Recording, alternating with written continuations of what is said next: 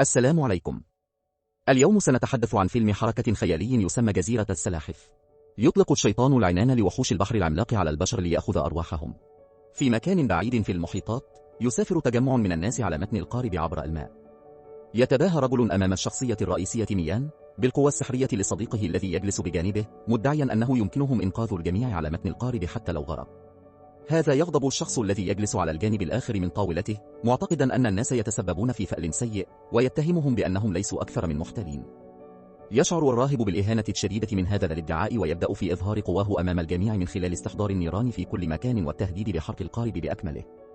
يدرك ميان أن الأمور خارجة عن السيطرة، ويقفز على الأشرعة ويواجه السحر باستخدام قواه الجليدية، وفي النهاية يفوز في صراع الطاقة ويضرب الرجل على الأرض. تأتي سيدة المديرة المسؤولة عن الرحلات لشكر الرجل على إنقاذ قاربها، وتكتشف أن ميان يبحث عن شقيقه المفقود تشن الذي ذهب في مهمة للعثور على سيدهم. تدعي المرأة أنها لم ترى هذا الرجل من قبل في حياتها، لكن تعبيرات وجهها تروي قصة مختلفة. تنقطع محادثتهم بسبب العاصفة المقتربة، والتي تسبب في اهتزاز السفينة بعنف وإلقاء الناس في المحيط. يصاب الجميع بالذعر من الخوف عندما تبدأ المياه في استهلاك قاربهم، لكن كرة متوهجة من الضوء تقترب من السفينة وتتحول إلى ما يبدو أنه جنية. تقدم المرأة نفسها باسم يون وتوفر للناس المأوى في جزيرتها قبل أن تطير بعيدا وتوجه السفينة نحو بر الأمان. بعد الوصول إلى ما يعرف باسم جزيرة السلاحف، يتم استقبال الناس من قبل العديد من النساء الجميلات اللواتي يرقصن من أجل متعة ضيوفهن. تخبر يون الجميع أن سيدها بعيد حاليا، ولكنها تؤكد للرجال أنهم مرحب بهم للبقاء طالما كان ذلك ضروريا. يحيي الناس منقذيهم، بينما تستمر النساء في الرقص إلى جانب جنية أخرى تطلق على نفسها اسم ميستي. إنهم لا يدركون أن إحساسهم بالأمان مؤقت فقط، حيث يواجه الأشخاص بالقرب من الشاطئ شيئا مرعبا حقا. يرتفع وحش بحري عملاق من الماء وهو يعلو فوق الرجال ويلتهمهم دون رحمة بينما يصرخون في عذاب. على الجانب الآخر، يستمر الحفل بينما يبدو أن الرجال جميعا منومون بجمال الراقصين، لكن ميان غير مهتم بكل هذا الأداء لأنه يريد فقط العثور على شقيقه. يترك صحبة صديقه هاون ويذهب إلى مضيفته ميون، ويعرض على المرأة صورة شقيقه ويسأل عما إذا كانت قد رأت الرجل من قبل. بعد انتهاء الحفلة وعودة الجميع إلى غرفهم، يبحث ميان في جميع أنحاء المنطقة لأنه يشعر أن هناك شيئا غير صحيح. فجأة يسمع صراخا من بعيد ويندفع إلى الأمام للتحقيق، فقط ليرى أن أحد الضيوف يحاول فرض نفسه على المضيفة. تحاول المرأة الهروب باستخدام أجنحتها، لكن الرجل يسحب ساقها ويحطمها على الأرض. لحسن الحظ، يظهر ميان في الوقت المناسب لإنقاذ الفتاة ويمكنه محاربة الرجل بسرعة. يمكن للشخصية الرئيسية تجنب الهجمات من العدو، حيث يمسك يون بين ذراعيه ويقرر أخذ المرأة بعيدا عن هذه المنطقة بدلا من مواصلة القتال. قبل أن يتمكن العدو من مطاردتهم، يتجسد شيطان مرعب أمام الرجل ويبدأ في استهلاك روحه، وفي النهاية يمتص الشخص في جسم المخلوق. يأخذ ميان المرأة مرة أخرى إلى غرفتها ويبدأ في فحص ساقها بحثا عن أي إصابات، لكن يون يحاول أن يعرض على الرجل المال لإنقاذها أثناء الاستعداد لضربه من الخلف. والمثير للدهشة أن ميان يرفض عرضها على الفور، مشيرا إلى أنه لم يأخذ هذا المال وتسبب في تراجع المرأة عن هجومها. تبدأ في اختبار الرجل مرة أخرى من خلال تقديم بعض العناق العدواني كمكافأة وتستعد لضربه مرة أخرى، لكن ميان ترفض المرأة مرة ثانية، ولا ترغب في دفع ثمن أي إعالة للأطفال. تسحب الجنية أخيرا هجومها لأنها معجبة بقلب الرجل النقي، ويمكن أن تغادر ميان دون أن تصاب بأذى. على عكس الشخصية الرئيسية، فإن الراهب من قبل أكثر فسادا، حيث يصبح منوما بجمال الجنية الأخرى. ومع ذلك، سرعان ما تصبح متعته كابوسا عندما تبدأ المرأة في امتصاص روحه، مدعية أنها ستستخدمها كقربان لسيدها. اتضح أن يون والجنيات الأخرى يعملن لصالح الشيطان الذي هو سيد الجزيرة، والوحش يضرب المرأة لفشلها في الاستيلاء على روح الشخصية الرئيسية. لحسن الحظ، يظهر ميان على الشاطئ للبحث عن شقيقه، مما يتسبب في تراجع الشيطان على الفور.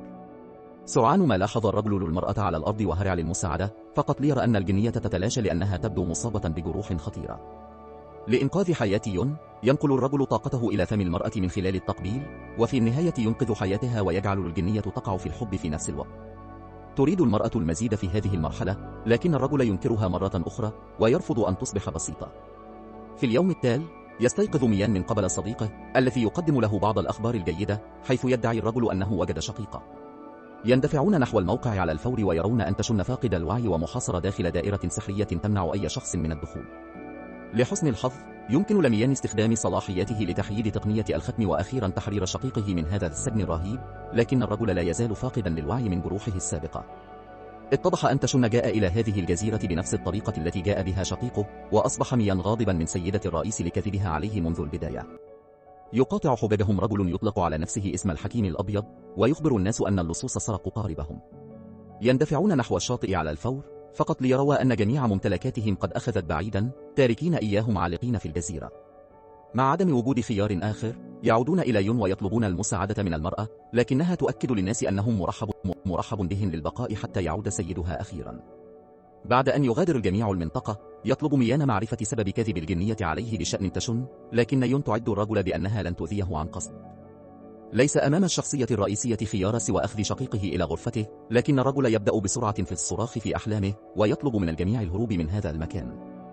اتضح أن تشن قاتل بالفعل الشيطان في هذه الجزيرة، ولكن سرعان ما تم التغلب عليه وسجنه في النهاية من قبل الوحش. فجأة يستيقظ الرجل في صدمة ويبدأ في الهروب من المكان، وفي النهاية يصل إلى الشاطئ حيث يلتقي بالجنية الأخرى. بدلا من مساعدة الرجل، تبدأ المرأة في مهاجمته وكأنه مدين لها بالنفقة، وفي النهاية يكتسب اليد العليا أثناء محاولته السيطرة على عقله. تصل ميان إلى الشاطئ أيضا، وعند رؤية الشخصية الرئيسية تسمح المرأة عمدا لنفسها بأن يضربها الرجل بحيث تبدو وكأنها الضحية بدلا من ذلك. لحسن الحظ يمكن للحكيم الأبيض إيقاف تشن عن طريق طرده ومنعه من إلحاق الضرر بأي شخص آخر. يأخذون الرجل مرة أخرى إلى غرفته، ويبدأ الحكيم في نقل طاقته إلى تشن لشفائه، مؤكدا لميان أن شقيقه يجب أن يستيقظ قريبا جدا. في الوقت نفسه تذهب سيدة الرئيسة سرا إلى كهف، وتصل في النهاية إلى أرض احتفالية قديمة حيث يظهر الشيطان الأسود أمامها. لقد كانت تعمل مع المخلوق طوال هذا الوقت لمحاصرة الناس في هذه الجزيرة من أجل أرواحهم، ويطالبها بأن تجلب له الشخصية الرئيسية على الفور. بعد مرور بعض الوقت يستيقظ تشن أخيرا من غيبوبته، ولكنه يبدأ في التصرف بشكل غريب ويرفض الإجابة على أسئلة شقيقه. تنقطع محادثتهم عندما تهرع سيدة المديرة لتخبرهم بالأخبار السارة، وتدعي أن سيد الجزيرة قد عاد وعرض عليهم قاربا للإبحار إلى المنزل. أحضرت الإخوة إلى مدخل الكهف وأخبرتهم أن الجميع ينتظرونهم على الجانب الآخر، ولكن أثناء رحلتهم إلى الدرب تدرك ميان أن هناك خطأ ما. فجأة أخرج تشن سيفه ووجهه نحو شقيقه، بينما تبدأ عيون الرجل في التوهج باللون الأحمر. يهاجم تشن بشراسة باستخدام سلاحه، بينما يحاول ميان يائسا الدفاع عن حياته. ومع ذلك ترفض الشخصية الرئيسية إيذاء شقيقه، مما يمنح تشن الفرصة للانتقام، ويضرب الرجل على المنحوتات. يستمر الأخ في الهجوم للقتل، بينما يتهرب ميان من الهجوم باستخدام سحره، ويتمكن في النهاية من الإمساك بالسيف. في الوقت نفسه يحاول يائسا إيقاظ الرجل، ومع ذلك كانت جهوده عديمة الفائدة، حيث بدأ الخصم في المواجهة على الفور، مما أجبر ميان على ضرب تشن وطرد الروح الشريرة داخل شقيقه، والتي تبين أنها شيطان مص الروح. يهاجم المخلوق الشخصية الرئيسية على الفور ويحاول استهلاك روحه، ومع ذلك يمكن لميان صد الهجوم مؤقتا باستخدام هالته وإخراج جوهرة الختم لمحاصرة العدو داخل حاجز. لا يعرف ميان كم من الوقت سيستمر السحر، ويأخذ شقيقه ويهرب على الفور. في الوقت نفسه تحاول سيدة الرئيسة مطاردة المزيد من الأشخاص من أجل سيدها، وتقابل صديق ميان هاو الذي يشعر على الفور بالخطر القادم من المرأة. تهاجم الرجل على الفور، ولكن قبل أن تتمكن من إنهاء القتل يظهر ميان وينقذ صديقه، بينما يجبر سيدة الرئيس على التراجع. تطارد الشخصية الرئيسية المرأة على الفور، وتصل في النهاية إلى سفينتها الجديدة التي منحها ربانها. سرعان ما يندلع شجار بين الاثنين، لكن المرأة لا تضاهي ميان الذي يمسك بها باستخدام حبله ويربطها رأسا على عقب، كما هو الحال في 50 لونا من اللون الرمادي. قبل أن يتمكن من استجوابها لمعرفة الحقيقة، تسقط قارورة من البرعة من سيدة الرئيس وتتسرب إلى الخارج، مما يتسبب في انفجار وحش البحر العملاق من المحيط، بينما يزأر بشراسة على البشر. يفتح المخلوق فمه ويوجه الاتهام إلى المرأة، ويبتلعها في النهاية في لدغة واحدة. يحول العدو الانتباه نحو ميان ويحاول ملاحقة الرجل، لكنه يسحب في الوقت المناسب من فك الوحش، بينما يدمر المخلوق كل شيء في الأفق. اتضح أن يون اختارت مساعدة الشخصية الرئيسية من خلال خيانة سيدها، وهي تطير في الهواء لمواجهة المخلوق العملاق. تستدعي الجنية قوسا من يديها وتولد طلقة قوية قبل إطلاق النار عليها على وحش البحر، وتتسبب في صراخها من الألم. ثم تستحضر العديد من المقذوفات باستخدام سحرها وتطلقها باستمرار على رأس العدو. ومع ذلك فإن الهجمات عديمة الفائدة ضد الوحش، حيث يتحرر الحيوان ويشحن بسرعة المرأة. لحسن الحظ يمكن لميان الإمساك بها في الوقت المناسب ودفعها بعيدا عن الهجوم الشرس، حيث يضرب المخلوق الرجل إلى الوراء باستخدام قوة هائلة، مما يتسبب في سقوطه في الماء. تغرق الشخصية الرئيسية في نهاية المطاف في قاع المحيط، لكن روحه سرعان ما تخرج من جسده عندما يصادف الرجل شاهد قبر قادر على التحدث. يكشف الكيان عن نفسه ليكون السيد الذي كان يبحث عنه زين. جاء إلى هذه الجزيرة لمنع الشيطان من سرقة الأرواح البريئة والسيطرة على وحش البحر العملاق باستخدام جسم قوي يعرف باسم جرم التنين. لسوء الحظ قتل السيد وألقيت في المحيط، لكنه يعتقد أن هناك فرصة للفوز إذا كان ميان سيساعد. ينقل الكيان جميع صلاحياته إلى الشخصية الرئيسية بينما يخبر الرجل أنه يجب عليه العثور على جرم التنين وتدميره، مما سيحرر المخلوق الهائل ويضعف الشيطان، مما يمنحه فرصة واحدة فقط للفوز ضد العدو. على الجانب الآخر يجد يون شقيق ميان إلى جانب هاون ويخبرهم بحزن أن الشخصية الرئيسية قد ماتت، مما تسبب في صراخ تشن في عذاب. فجأة ينطلق رجل من المحيط ويهبط أمام المجموعة، مما يجعل الناس يحدقون في صدمة عندما يدركون أن صديقهم لا يزال على قيد الحياة. يعودون إلى القصر ويشرح ميان كل شيء للناس، لكنه يكتشف أنه حتى يون لم يرى قط جرم التنين. مع عدم وجود خيار آخر تقرر الشخصية الرئيسية أن عليهم محاربة المخلوق البحري العملاق، لأن الوحش هو الرابط الوحيد نحو الشيطان. لزيادة فرصهم إلى أقصى حد يقرر ميان تجنيد الحكيم الأبيض للحصول على المساعدة، والذي تمكن من إقناع جميع الركاب بالانضمام إلى قتالهم أيضا. يتوجهون نحو الشاطئ وينتظرون بعناية نصب كمين للمخلوق البحري بينما يعطي يون ميان الجرعة القادرة على استدعاء الوحش.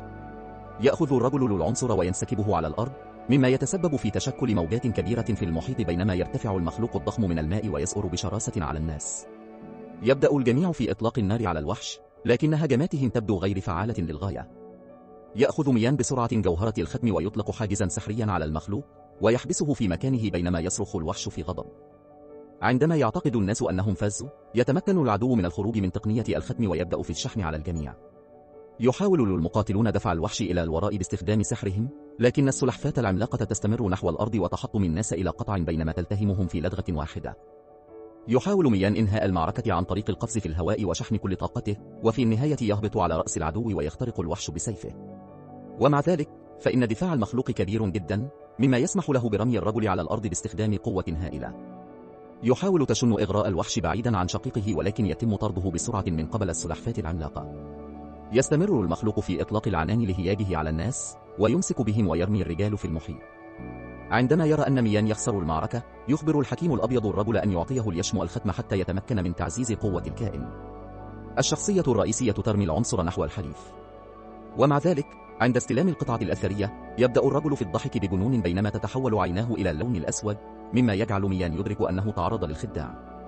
يزأر الحكيم الأبيض في غضب ويتقدم إلى الأمام في الشخصية الرئيسية، ويضرب الرجل إلى الوراء ويضرب البطل باستمرار باستخدام سلاحه. لحسن الحظ يمكن لميان مواجهة الهجمات بسرعة ودفع العدو إلى الوراء، مما يدل على أن قواهم متطابقة على قدم المساواة. يعود الحكيم الأبيض إلى شكله الصحيح ويرفع على السلحفاة العملاقة ويكشف أنه كان الشيطان الأسود. يعلن العدو أنه سيستهلك كل أرواحهم ويبدأ في مهاجمة الناس من خلال إطلاق العديد من المقذوفات بسرعة عمياء. يحاول الثلاثة الرد على الهجمات، لكن القوة المشتركة للأعداء كبيرة جدا، حيث يتم إجبارهم على الدخول في زاوية بسبب الطاقة الهائلة للسلحفاة العملاقة. يمكن للشيطان التغلب بسرعة على المجموعة حيث يطلق وحش البحار العنان لكل قوته، مما يخلق موجة صدمة هائلة ويرسل الناس إلى الوراء على الأرض. يبدأ الوحش العملاق في امتصاص كل شيء قريب ورفع الرجلين في الهواء محاولا التهمهما. لحسن الحظ يمكن ليون الاستيلاء على أصدقائها أثناء سحبهم بعيدا عن المخلوق الضخم. تحاول المرأة إيقاف السلحفاة العملاقة عن طريق تذكير الوحش بأنها تحت سيطرة الشيطان وإخبارها بالتحرر من سيدها.